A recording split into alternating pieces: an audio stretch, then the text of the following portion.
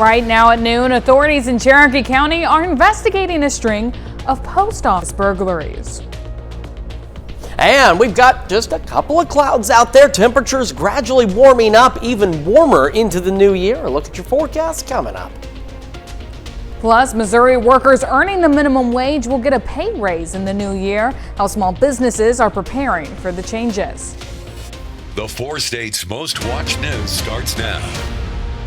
Well, Cherokee County Sheriff's deputies need your help identifying suspects in a string of post office burglaries. This is KOAM News at Noon. I'm Samantha Walker. 3 post offices were hit on December 16th. Weir, West Mineral, and Scammon. Surveillance video shows a white SUV and 2 suspects hitting the Weir post office just before midnight. The same vehicle appears at West Mineral around 11 p.m. that same night, and the Scammon office was burglarized sometime between the 16th and 17th.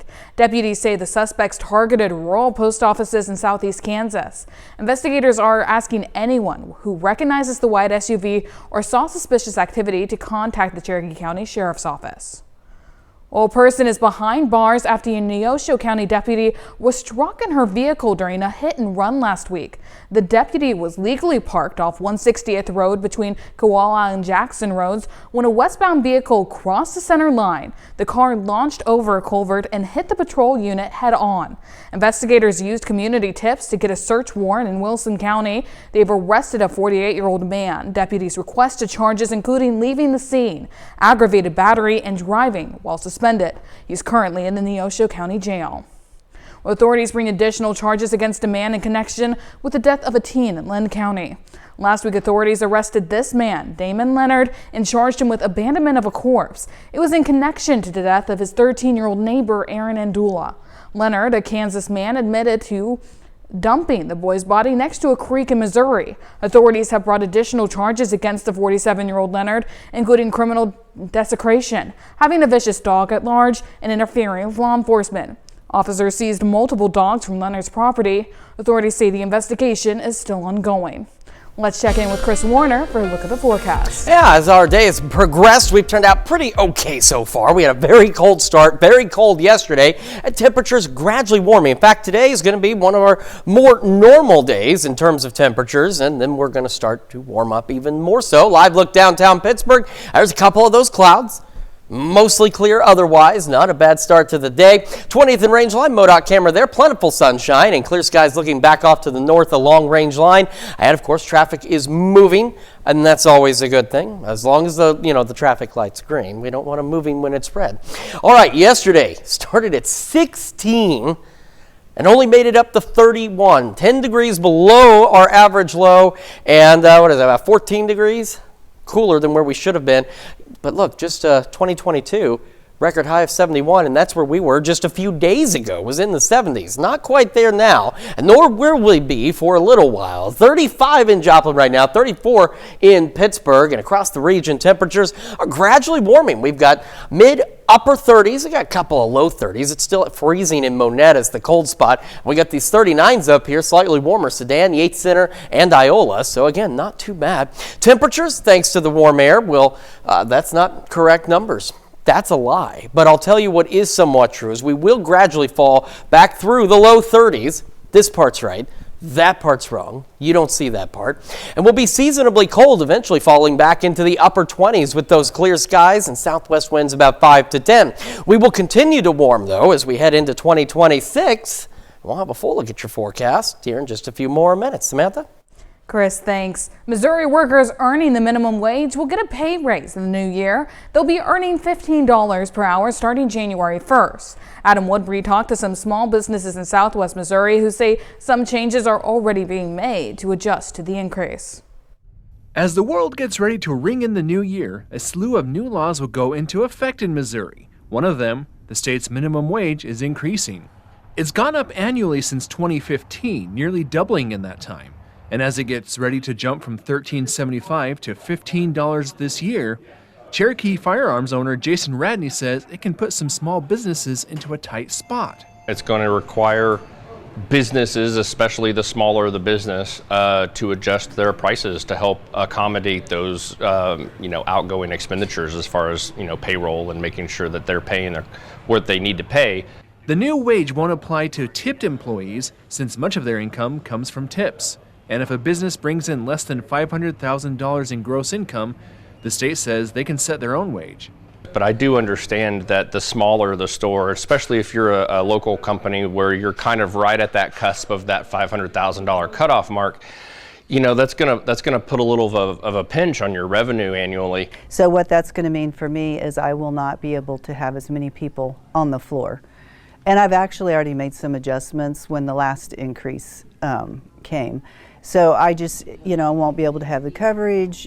Ginny Redfern, who owns Bag Lady Boutique, says she understands employees want to be paid fairly, but she feels like her autonomy as a small business owner could be shrinking. It feels like kind of a big brother decision where they made the decision, I'm not sure on what data or whatever, but they don't know anything about my small business and how I operate and where my highs and lows are and, what my budget can afford. As of right now, there is not another increase planned for 2027.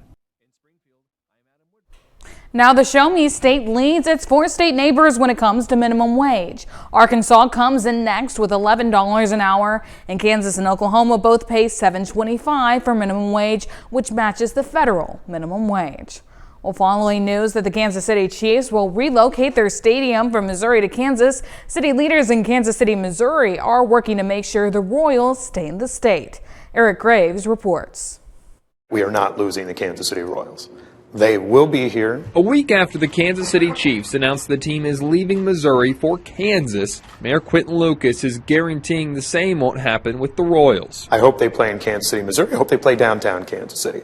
But the Royals will be here, and we will make sure that work gets done. He's not the only one pushing for downtown baseball. This weekend, Union Station lit up in royal blue, posting a long message to social media in support of bringing the Royals to downtown KC. We're just saying, welcome to downtown. It's our home, and we'd love to have you down here. Union Station is an important endorsement. Right across Main Street is Washington Square Park. It's the only known site the Royals are looking at for a downtown ballpark. Lucas says it makes a lot of sense. You have a footprint that does not take out any existing business. You have a footprint that already itself is largely tourism, entertainment related and focused. You have tens of thousands of parking spaces nearby. Meanwhile, a December 31st deadline is quickly approaching in Kansas if the Royals want a star bond deal. Lucas says he's hoping to have a deal to keep the Royals in Missouri before the team heads to spring training in mid-February. We have already, I think, put out some strong proposals in terms of what a stadium could look like, what the financing could look like, and beyond. Well, coming up, Missouri lawmakers propose new legislation aimed at companies to help control prescription drug pricing. And later, we're making a dilly crab dip in the Mr. Food Test Kitchen. Some Missouri lawmakers are pushing new legislation aimed at reforming pharmacy benefit managers, companies that help control prescription drug pricing. KOAM's Blake Goley breaks down what's being proposed and why it matters. Missouri lawmakers are filing legislation for the 2026 session that would completely change how pharmacy benefit managers, known as PBMs, operate in the state.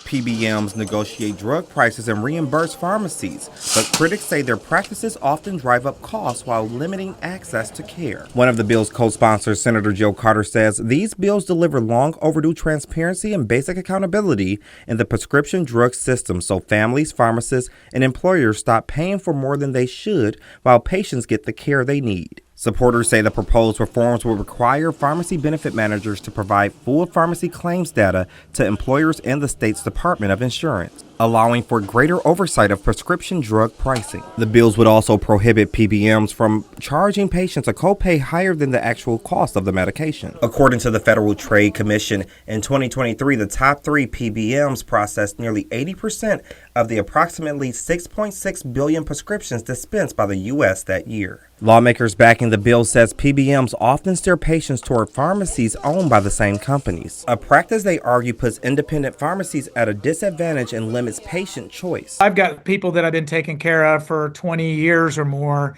that are suddenly getting letters that say they have to either use the mail order or they have to use the CVS retail store in another town. We don't even have one in our town. Sometimes people will have to drive 20 miles or more to get a prescription filled. The bill will be considered during the 2026 legislative session. Blake Gully, KOAM News. Well, this month, Oklahoma announced a $5 million settlement with CVS Caremark, one of the larger PBMs, for allegedly underpaying pharmacies on prescriptions. According to the state, the win will help ensure reimbursement and reforms to protect local pharmacies and patients. Still to come on KOAM News at noon, Mr. Food. Whether you're staying home or going to someone else's house for New Year's Eve, take a look at these tasty appetizers. And we are heading into 2026, just a day and a half or so away. We'll talk about the warm weather that's on the way and how long it lasts when we come back. Welcome back to the KOAM News at noon on this Tuesday. It's December the 30th. The only reason that matters is we have, a day and a half, a little less than a day and a half of 2025.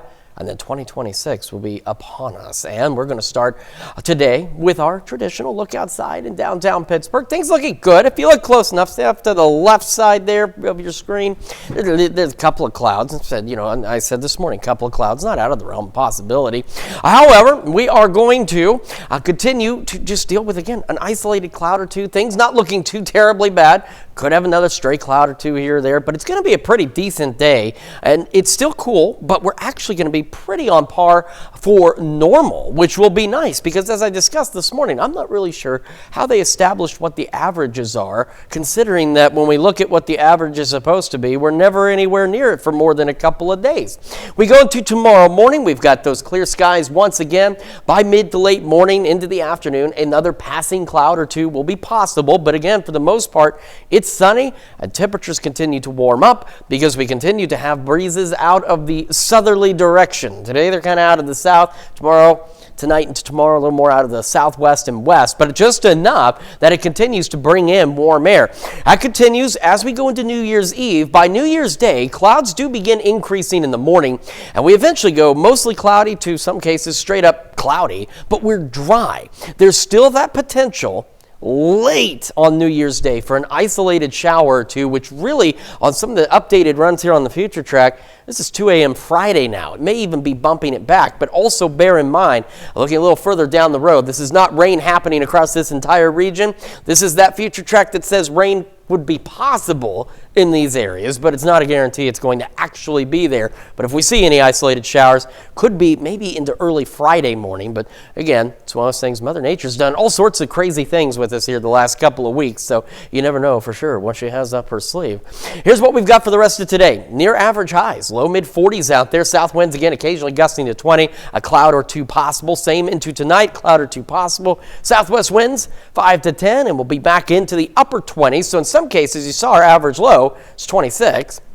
So in some cases, we're going to be just a pinch above average, and that will continue. Tomorrow, we start warming up. We're looking at some low 50s, a few clouds here and there, west winds 5 to 10. And as we go into New Year's Eve, as we said this morning, number one, we want you to celebrate responsibly, because if for any reason, if you're young enough like I used to be, and you stay up all morning long, you can join us on the KOAM Morning News at 5 a.m. We want to make sure you're there with us. So celebrate responsibly, but also enjoy. These temperatures, not bad. Last year, we had wind chills into the teens. This year, it's not warm. You don't want to go out in beach shorts to celebrate the new year, but you don't have to bundle up as much. We'll be about upper 30s, low 40s as we transition into 2026, and then eventually move into the mid 30s for those overnight lows. As we head down the road, we're into the low to mid 50s for New Year's Day, near 60 for Friday, a little cooler Saturday, warm again Sunday, Monday, and that's possible flurries, but again, look at the daytime highs. I want to emphasize that. It's not a good chance, not a big chance, and we're going to be warm long enough that it shouldn't be a significant thing. But a reminder, in the next 2 or 3 weeks, we're still looking at actually entering winter time, if that makes sense. It's going to get cold, and it's going to stay that way for a little longer than just a day or two. So something else we'll keep an eye on as we get closer to that potential cool down. But for now, you got to get the Christmas lights down. I know I do, and that's what I'm doing this weekend because it's going to be a good time to do it. Sounds like a good plan. Thanks, Chris. Well, stick around. We're making deli crab dip in the Mr. Food Test Kitchen. We'll be right back. Using only 4 simple ingredients, this homemade dip recipe is a real winner. We're learning how to make deli crab dip in the Mr. Food Test Kitchen. This New Year's Eve, whether you're hosting a fancy schmancy party or just having a quiet night at home, you're probably looking for something that's a little special to serve. The good news is that we have a hot and creamy appetizer that is New Year's worthy, even though it requires only 4 ingredients. Here's what we do. We beat together some softened cream cheese with fresh chopped dill, a little lemon juice, and a generous amount of chunked up crab meat. As for the crab, that can be the real stuff, or if you're looking to save a bit, the imitation crab works just fine here. After this is well blended, we spoon this into a baking dish or into a couple smaller crocks. That way we can spread them around the house so everyone can get it. About a half hour before you're ready to serve it, pop it in the oven until it's heated through and the top gets a bit golden. Put these out with crackers and your favorite veggies, and it's a party. It's the ultimate hot and creamy appetizer that is downright addictive. Of course, the recipe for this dilly crab dip is online now, just in time for you to start New Year's right. I'm Howard in the Mr. Food Test Kitchen, where every day we're looking for a fancier way, without all the work, for you to say, ooh, it's so good. You can find this recipe along with a lot more good food from the Mr. Food Test Kitchen online. Just go to our website at KOAMnewsnow.com. Now here's a look at the 4-state market prices. All right, again, temperatures today pretty close to normal out there as we go into the low to mid 40s. Eventually, though, we start warming up, low 50s tomorrow into New Year's, maybe a stray shower late New Year's Day or possibly very early Friday. Near 60 Friday, a little cooler this weekend. Warm again Saturday, Sunday, Monday. Cooling back down a little bit next week. We'll keep an eye on that flurry possibility. But New Year's Eve looking good, bit chilly, but looking good otherwise. Can't ask for nicer weather. Well, thanks, Chris. Well, coming up tonight at 5, prices for new and used cars are near record highs. And a rising number of Americans now have auto loans worth more than the value of their vehicle. Those high costs mean it's more important than ever to extend the life of your car. We'll have expert tips on what you should know. Plus, we speak to a Freeman doctor about what precautionary measures you can take this cold and flu season. And a look at warming centers opening up for the community. Join us for those stories and more on KOAM News at 5. Well, that's the news for now. Thank you for joining us for KOAM News at noon. Have a great afternoon.